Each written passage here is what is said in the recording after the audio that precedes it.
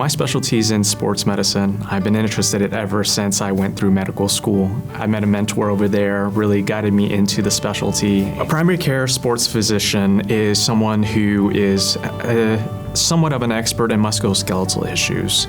Our goal of implementing that into the Willis Knighton system is having someone who can manage things non-operatively, either through injections or further evaluations if we feel like that's necessary. And having me as the first person in this group of this position, part of my goal was being readily available for any new injuries. They don't really come planned.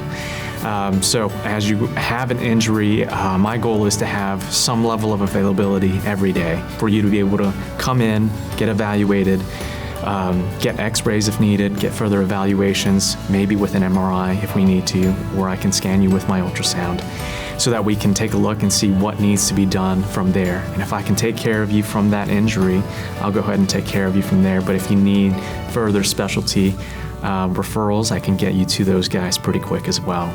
I describe myself as a pretty easygoing guy. There's not too much that I take seriously aside from my patient care.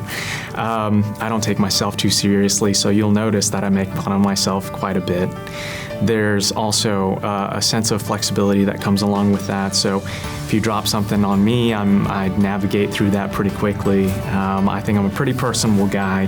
There's not too much that really offends me, so feel free to show your true self whenever you come for a clinic visit. So something I'm passionate about is finding some level of balance in your life, and I feel like that fundamentally is based in your health. A lot of what I find to be difficult is implementing something that maintains your level of health in there. And I talk a lot about this with my patients, but exercise and learning some way to implement that into your life in a sustainable kind of way leads to, improved health overall. I'd like to be able to discuss that with the majority of my patients if possible. I think the thing that makes the job the most fun is the patients. Life changes, and that brings along a bunch of new challenges.